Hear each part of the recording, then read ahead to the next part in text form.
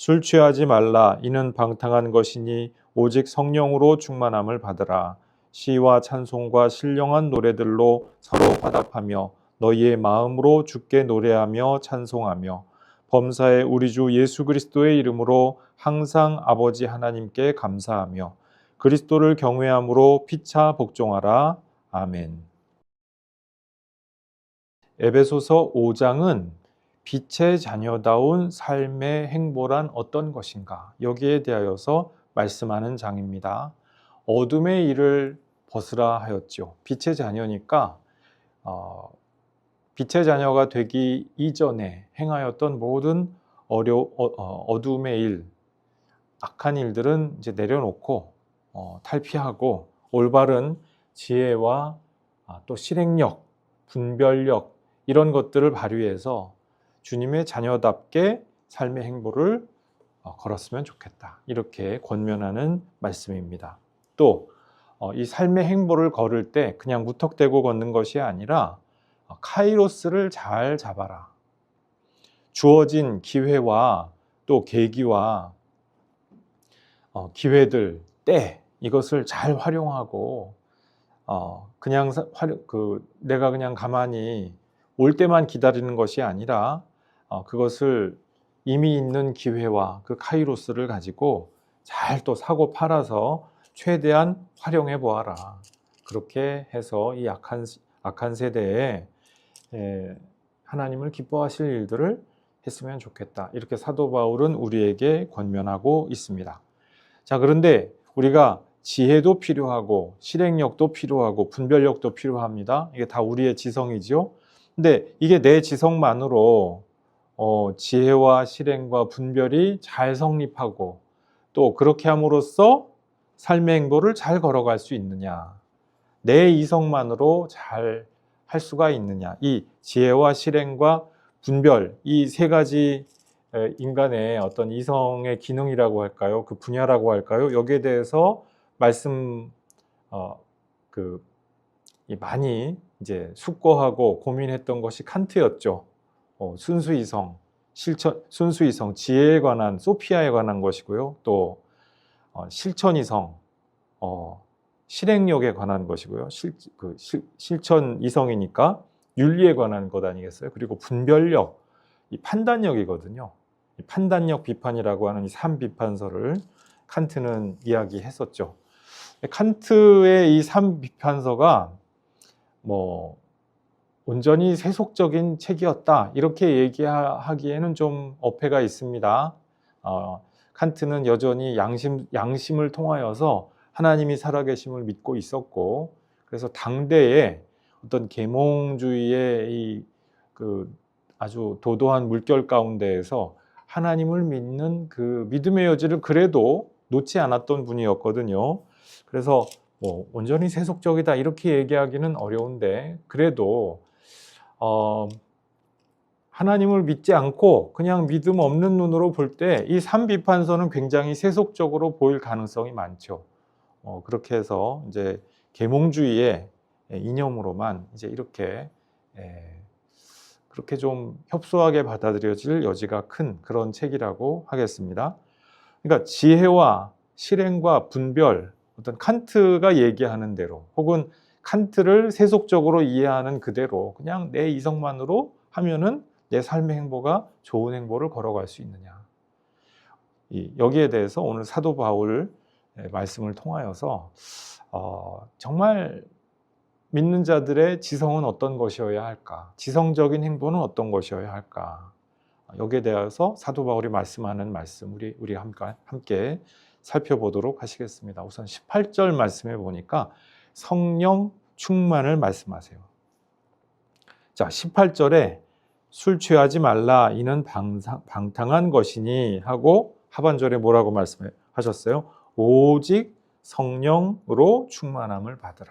우리가 우리 존재를 가득 채워야 할 것은 술 같은 것이 아니라 성령 하나님이 되어야 한다는 것이에요. 그래서 성령 하나님과 우리가 동행할 때 지혜도 제대로 작동하고 또 실행력도 제대로 자리 잡힐 수가 있고 분별력, 판단력도 제대로 갈 수가 있는 것이다. 삶의 아름다움에 대해서도 진정한 아름다움의 차원이 무엇이냐 제대로 우리가 알고 파악할 수가 있게 된다. 우리가 이 세상을 살아가면서 우리 이 삶을 정말로 움직이는 그 원리가 무엇이냐, 원칙이 무엇이냐, 혹은 그 속 깊은 진짜 실체가 무엇이냐가 생각보다 많은 것을 이렇게 좌우한다고 볼 수가 있습니다. 우리가 잘못된 관점과 잘못된 생각을 갖고 있으면 똑같은 실제를 봐도 다르게 보인다는 것이에요. 그래서 우리가 이 세상의 진실 혹은 인생의 온전한 진실을 얻을 수 있기 위하여서 정말 필요한 것이 무엇이냐? 성령 충만이라고 하는 것이에요. 성령 충만. 자, 이 성령 충만에 대해서 우리가 말씀을 나누기 전에 사도 바울이 술 취하지 말라 하셨잖아요. 성령 충만에 비교되고 대비되는 삶이 술 취하는 방탕한 삶이다. 이렇게 말씀을 합니다. 이 그리스 철학에서 어떤 철학적인 전통 가운데 하나가 디오니시우스적인 그런 인생관입니다. 이 세상에서 아주 술을 취하고 축제 속에서 이렇게 아주 감정적으로 고양돼 가지고 이렇게 사는 그런 삶을 디오니시우스적인 그러한 삶의 방향이라고도 얘기하죠. 이방인의 아주 대표적인 삶의 태도가 바로 술 취하는 태도, 디오니시우스적인 태도다. 이렇게 말씀을 드릴 수가 있겠습니다. 방탕한 삶의 태도죠. 그러니까 인생 뭐 있어? 카르페 디엠 해야지. 때를 놓치지 말고 지금 누릴 수 있는 즐거움을 다 누리는 게 맞지? 일면 일리가 있죠. 하지만 이제 이 방탕함이 항상 도를 넘는 거예요. 지나친 거예요. 그리고 어리석은 데까지 나아가는 거예요. 인생의 즐거움을 맛보는 것이 아니라 보람을 맛보는 가운데에서 그 보람을 즐겁게 맛보는 그 정도 선이 아니라 이 선을 넘어서 패가망신하고 고통을 불러일으키게 만드는 이제 그런 쪽까지 가게 된다라고 하는 것이에요. 그래서 우리 초대 한국 교회 때 선교사님들이 우리 조선에 이제 처음에 오셔가지고 보니까 술 담배 때문에 패가망신하는 사람들이 그렇게 많았던 것입니다. 막 이 폐가 안 좋아져가지고 콜록콜록하면서도 담배를 끊지 못하고 술 때문에 그 술 살 돈 집에서 이제 그 부인한테 막 폭력적으로 막 이렇게 뜯어내고 술집에 가가지고 또 막 마시면서 또 그 술집에서 일어나는 모든 일들 뭐 기생하고 어울린다든지 또 뭐가 있죠? 도박을 한다든지. 그러니까 이거 하다가 사람이 그냥 망하는 거예요. 투전판을 전전하게 된다든지 막 거액의 이상한 보증을 가지고 덜컥 서가지고 온다든지.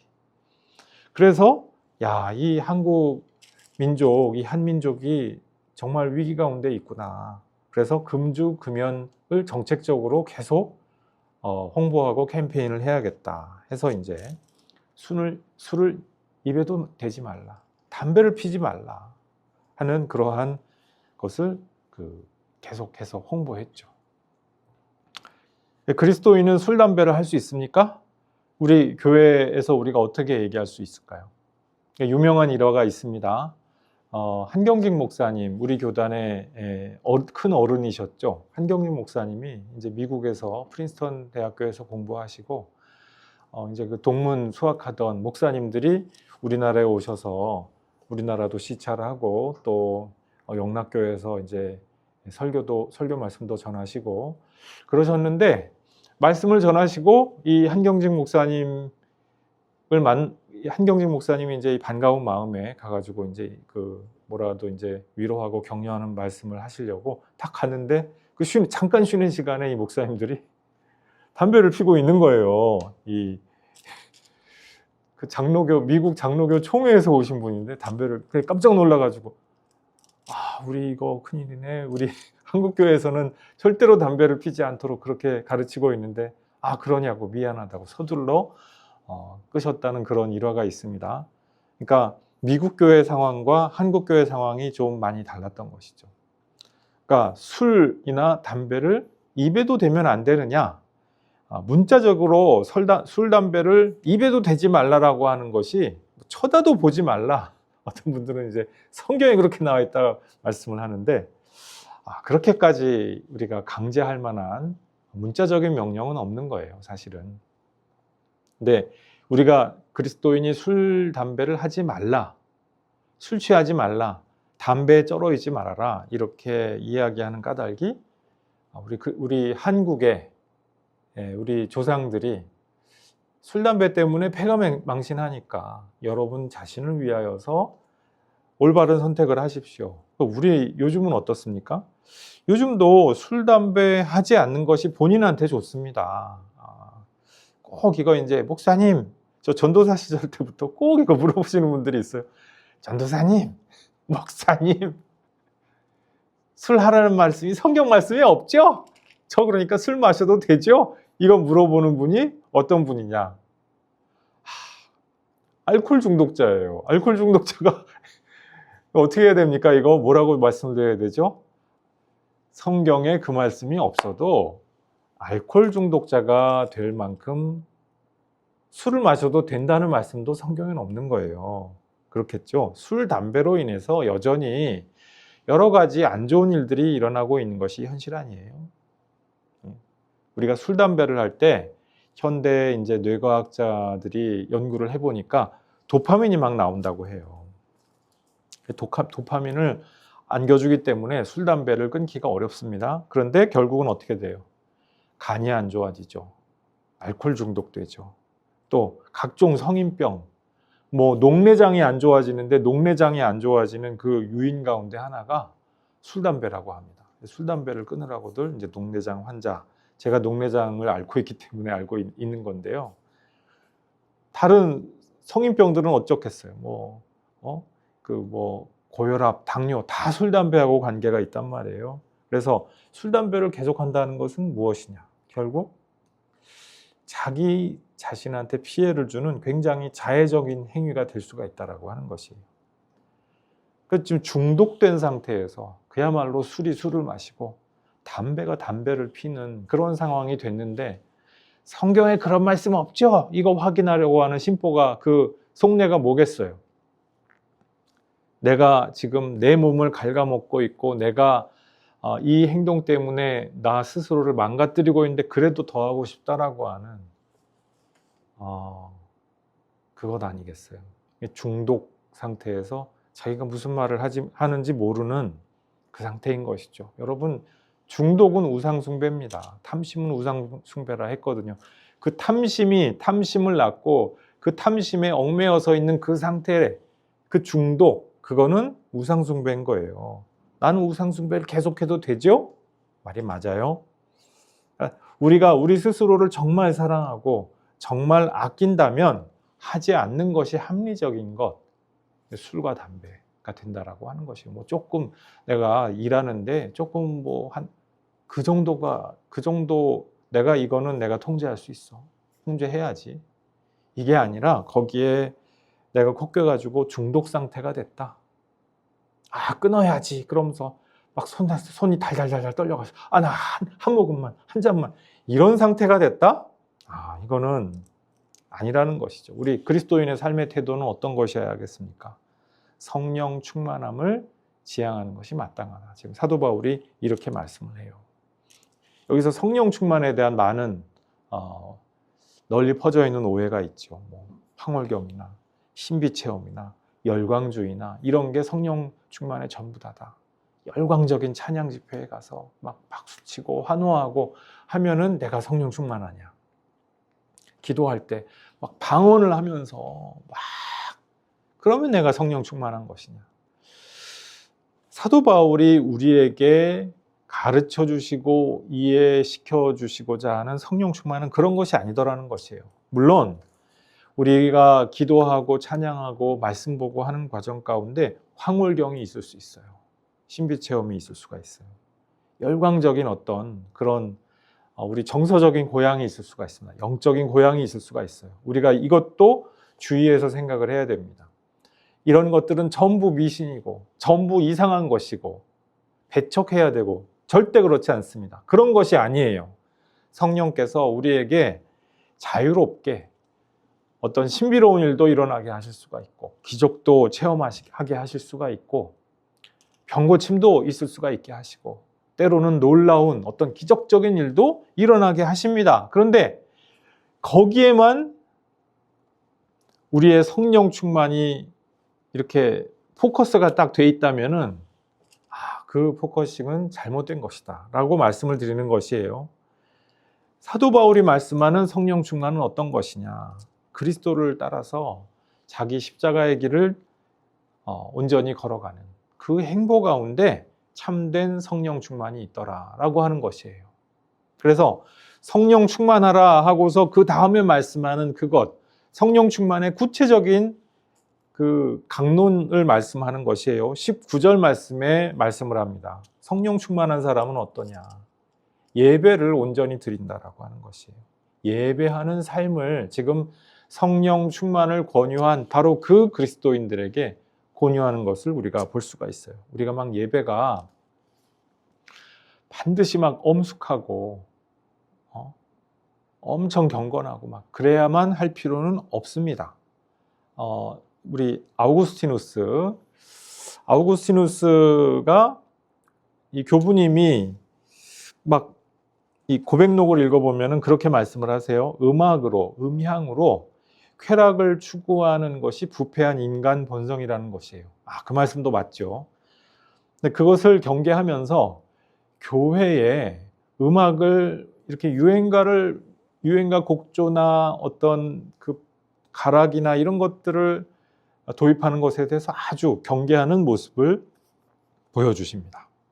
또 칼뱅 선생도요, 아우구스티누스를 아주 존경하고 많은 부분에서 아우구스티누스를 잘 이렇게 따르는 분이거든요. 이제 그분도 아우구스티누스의 견해를 그대로 이어받아서 우리 개혁교회 예배 음악 전통은요, 굉장히 간소하고 소박합니다. 우리 그 장신대에서 얼마 전에 그 이제 스위스 제네바 교회 칼뱅이 목회하고 그 칼뱅의 직계 후계들이 목회하시던 그 교회에서 사용된 그 찬송가를 번역을 해서 출간을 하셨습니다. 그거 우리 많이는 안 퍼져 있는데 어쨌든 역사적인 자료로서 우리 상당히 이게 좀 의미가 있죠. 근데 그걸 보면은요, 사성부가 아니에요. 그냥 단선율입니다.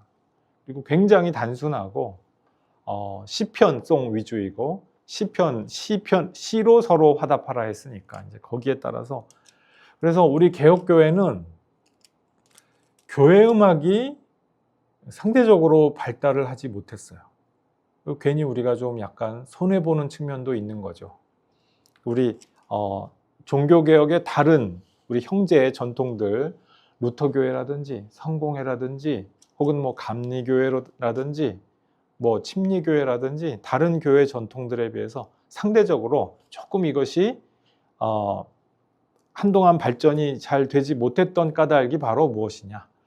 이 아우구스티누스와 칼뱅 선생의 이 좀 엄격한 예배관 때문에 이것이 한동안 좀 지체된 측면이 있다. 아우구스티누스와 칼뱅 선생의 그 말씀 중에 그 옳은 건 뭐예요? 정말 음악과 가사가 난잡하고 음란하다? 그럼 그거 쓰지 말아야죠. 그렇겠죠. 그런데 유행가니까 이건 절대로 쓰면 안 된다? 유행가도 유행가 나름이잖아요. 그 멜로디 중에서도 이거는 원래 찬송가, 거룩한 찬송가가 아니니까 쓰면 안 돼. 아리랑, 이건 원래 아리랑 심리도 못 가서 그냥 확 죽어버려라 이런 내용이니까 안 돼. 그렇지 않잖아요. 지금 미국 장로교회에서 우리 아리랑을 그 선율로 해가지고 찬송가를 부른단 말이에요. 우리는 왜 못합니까, 그거를?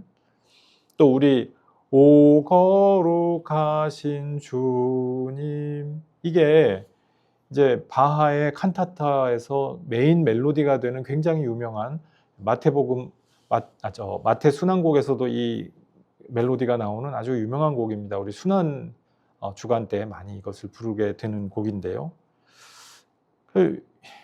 근데 이거 알고 보면은 이게 당대에 그 남녀 간의 연애와 사랑을 이야기하는 가사란 말이에요. 이걸 어떻게 멜로디를 경건하게 거룩하게 소화하느냐에 따라서 원래 그야말로 출신 성분과는 다른 거룩한 교회 음악이 된다라고 하는 것이에요. 그러니까 우리가 경계할 부분은 경계하되 그 막 좀 너무 노골적이고 저속한 거를 일부러 끌어와 가지고 그렇게 할 이유는 없죠. 그렇지만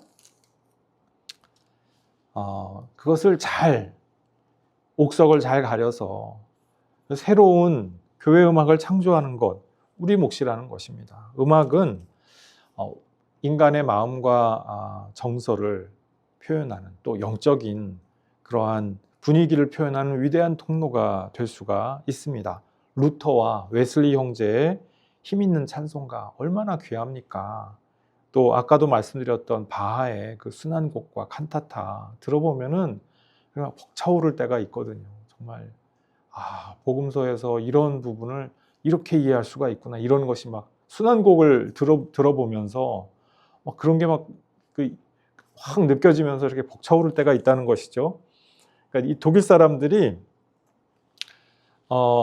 사람들이 오늘날도 교회 예배를 잘 안 드리는 민족이 됐습니다. 그럼에도 교회 예배 참여하는 굉장히 중요한 이유 중에 하나가 음악 예배라고 해요. 그 음악 예배 때 바하 칸타타가 드려지거든요. CD 60장이 넘는 아주 방대한 분량인데 이거를 이제 하면서 아주 저희 부부도 예전에 베를린에 교회 세계교회 날에 참석했을 때 이제 베를린 이 시내를 다니다가 재밌는 흥미로운 광경을 봤어요. 어떤 교회에서 막 사람들이 이제 연주복을 입고 그 젊은 처자들이 연주복을 이렇게 이쁘게 입고 막 너무 긴장되고 설레하는 표정으로 하더라고요. 거기 팜플렛을 보니까 칸타타가 연주가 되고 있었던 거였어요. 그 칸타타 연주할 때는 그 본인들과 그 가족들과 그리고 그 교우들이 와서 다 함께 들으면서 은혜 받는 시간이 된다라고 하는 것이죠. 음악을 우리가 예배 때 잘 활용을 하고 음악을 통하여서 우리 마음으로 정말 하나님께 예배하고 경배하는 기회 정말 많았으면 좋겠습니다. 저도 제일 좋아하는 교회 음악곡 중에 하나가 이제 하이든의 천지창조입니다. 저는 들으면서 막 정말 이게 막 벅차오르고 설레고 막 그런 그 경험을 많이 하게 되는 곡인데 그런 곡들이 많아지는 게 왜 안 좋습니까? 그리고 우리 교회에서도 뭐 이렇게 고전 음악, 클래식 음악에서만 그런 것이 있는 것이 아니죠.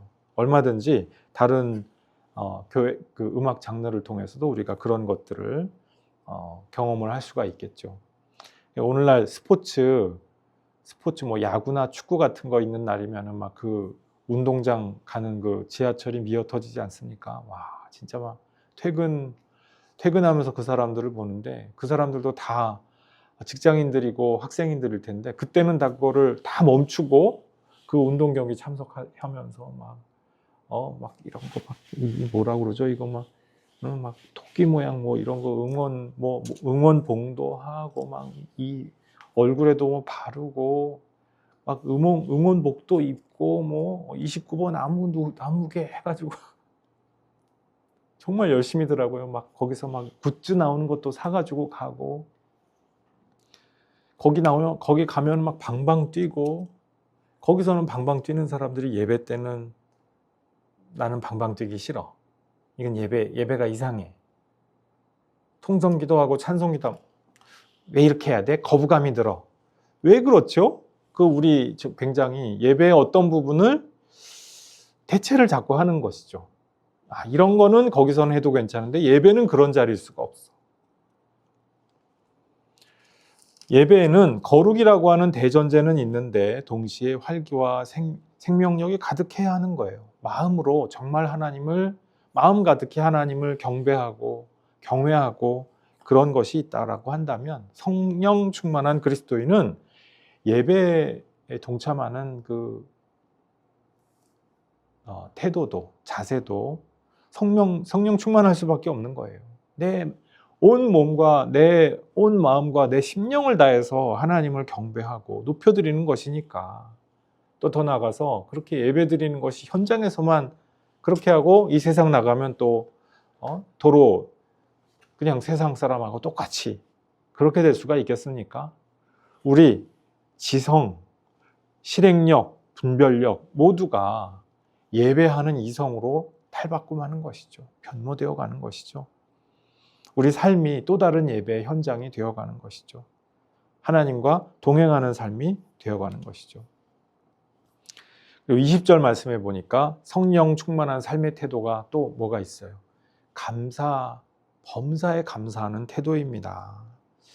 그러니까 우리가 지성적인 사람들이 흔히 빠지기 쉬운 함정, 착각이 뭐가 있냐면은 인생에 대해서 부정적이고 비판적인 시야를 유지해야 된다는 거예요. 왜? 나는 똑똑하니까. 나는 정직하니까. 그런데 우리 정말 잘 생각해 보면은 정말로 똑똑하고 정직하다고 한다면 인생에 대해서 부정적이고 비판적인 시야로만 일관할 수가 없습니다. 그럴 수가 없는 거예요. 현실을 냉정하게 평가하는 것 물론 지성적이고 좋습니다. 그런데 그 현실을 냉정하게 평가할 때 그 냉정하게 보이는 부분 말고 또 다른 부분이 있다. 내 인식에 있어서 여백을 인정할 수 있는 그 정직함, 용기가 필요하다는 것이죠.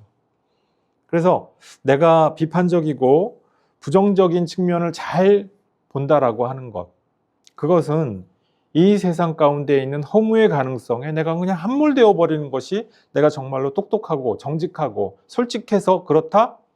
그런 건 아닌 것 같다는 것이에요. 왜?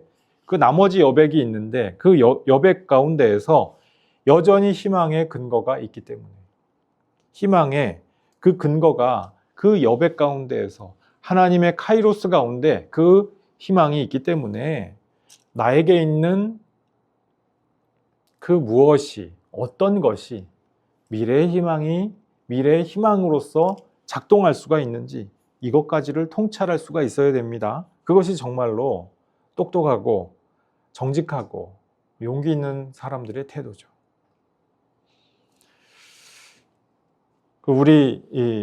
우리가 잘 부르는 그 복음성가 있잖아요. 은혜에서 이야기하는 바로 그것이 우리가 인생을 바라보는 굉장히 중요한 그 시각입니다. 그 관점이고 전망이 되어야 한다는 것이에요. 감사할 것이 무엇인지, 내가 정말 소중하게 여겨야 될 것이 무엇인지 이것을 우리가 잘 통찰할 수가 있어야 됩니다. 이것이 어느 날 갑자기 되는 것이 아니에요.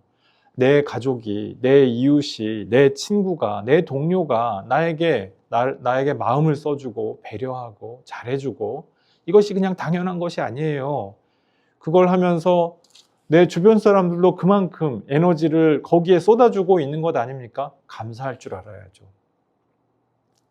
내가 뭘 하나 할 수 있는 것이 정말 우연인 것 같아도 그 우연이 하나님이 주시는 카이로스가 될 수가 있는 거예요. 그 모든 것 하나하나가 다 내가 잘해서 내 능력으로 내가 똑똑하기 때문에 내가 만들어낸 게 아니에요. 하나님이 나에게 주시는 카이로스이고 이 카이로스에 대해서는 우리가 감사하는 것이 마땅하죠. 성령 충만한 지성을 사용할 줄 아는 그리스도인은 어떤 사람입니까? 감사할 줄 아는 사람입니다. 어떠한 절망적인 상황 가운데에서도 그 모든 것들에 압도하지 아니하고 그것을 허무로 돌려버리지 아니할 수 있는 그 감사의 이유를 찾아낼 수 있는 그 지성. 그 지성이야말로 정말 성령 충만한 사람들의 감사할 줄 아는 지성, 그것이야말로 성령 충만한 그리스도인들의 특징이라고 할 수가 있습니다. 21절 마지막 절 말씀해 보니까 성령 충만한 사람들의 또 하나의 특징이 무엇이 있습니까? 복종입니다. 우리 성경 원전 그 네스틀레 알란트 이 원전을 보면은요, 27판, 28판, 뭐 29판 이 원전을 보면은 문단 구분이 우리 개역 성경하고 좀 다르게 되어 있습니다. 21절까지로 이렇게 우리 개역 성경은 지금 되어 있잖아요. 근데 그 원전 성경을 보면은 21절부터 문맥이 시작돼요. 사실은 이게 더 좀 맞는 얘기죠. 왜냐하면 그 뒤에 쭉 나오는 이제 가정에 대한 가훈표라고 우리가 흔히 이야기하는 그 이야기들이 전부 이 복종에 대한 상세한 설명이기 때문에 이제 그런데 오늘은 이것이 성령 충만한 사람의 삶의 태도라고 하는 것을 우리가 다시 한번 확인하기 위하여서 21절 말씀을 잠깐 우리가 상고하려고 하는 것이에요. 성령 충만한 사람은요, 복종하는 사람입니다. 또 정말 성령 충만한 지성적인 그리스도인은 복종을 할 수 있는 사람입니다. 우리가 복종하고 순종하는 사람들 좀 배알이 없고 생각 없는 사람처럼 보이기가 쉽잖아요. 근데 성경은 좀 그것과 다르게 말씀을 하시더라는 것이에요. 내가 반항할 수 있고 반골이어야 하고 내가 그래야 비판적이고 똑똑하고 내가 그래야 지성적이지. 성경은 그렇게 말씀하시지 않더라는 것이에요. 우리가 복종하는 이유가 무엇입니까? 뭐 공포와 폭력과 여기에 내가 꺾여가지고 노예처럼 복종하라? 그 말씀이 아니죠. 내가 하나님을 두려워하는데 그 두려움의 이유가 뭐예요? 하나님에 대해서 공포심을 갖기 때문에 그래서 한다? 우리 하나님을 그렇게 배우지 않잖아요. 예수님을 그렇게 배우지 않잖아요. 예수님이 우리에게 모든 두려움을 내어쫓는 사랑을 당신의 공생애를 통하여서 보여주시고 말씀을 하셨지 않습니까? 그래서 내가 너희를 사랑하는 것처럼 너희도 서로 사랑하라. 이 사랑이 뭐예요? 상호 복종이죠. 상대방에게 내가 마치 종이 된 것처럼, 내가 마치 머슴이 된 것처럼 그렇게 사랑을 하라. 내가 사랑을 하니까, 너는 나를 사랑하니까 나는 너한테 갑질할 테야. 그리스도인들은 이런 자기중심적인 나르시시즘이 통하지 않는다는 것입니다. 그렇죠? 서로에게 갑질할 수가 없어요. 착취할 수 없어요. 자기중심적인 태도를 내려놓고 탈피하죠. 초월하죠. 그리고 서로를 북돋워 줍니다. 부부 간에, 부모와 자녀 간에, 내 동료 간에, 이웃 간에, 그 어떠한 사람들과의 만남 가운데서도 자기중심적인 태도로 착취하고 그리고 갑질하는 태도를 중단합니다. 그리고 서로를 북돋워주고 성장하고 성숙하고 그렇게 할 수 있도록 격려하고 후원하고 지지합니다. 그리고 그 일을 위하여서 내가 더 낮아지고 내가 더 한 번이라도 더 배려해주고 마치 많은 빚을 진 것처럼 그렇게 행동을 하죠. 상대방에게 상대방이 사랑의 빚이라고 느낄 수도 있을 만한 그런 큰 사랑을 베풉니다. 내가 베푼 것이 아니라 하나님이 나를 그렇게 사랑하셨기 때문에 예수님께 그러한 사랑을 받기 때문에 교우 여러분, 우리가 이와 같은 사랑의 빚을 진 자로서 정말 우리가 성령 충만하다고 한다면 정말 사랑의 빚진 자처럼 서로를 사랑해야 할 줄 믿습니다. 감사해야 할 줄로 믿습니다. 성령 충만하게 예배해야 할 줄로 믿습니다. 나는 너무나 지성적이어서 예배도 필요 없어. 감사하는 거는 웃긴 일이야. 복종하는 거는 도저히 있을 수가 없어. 용납할 수가 없어. 그렇지 않습니다. 성령 충만한 이성을 사용하는 그리스도인들은 온전한 예배, 온전한 감사, 온전한 사랑의 복종, 이 일에 충만한 사람으로 살아가시게 될 수 있는 줄 믿습니다. 교우 여러분, 이 삶의 방향으로 열심히 경주하시는 교우 여러분들 모두 되시기를 주님의 이름으로 축복합니다. 기도하시겠습니다.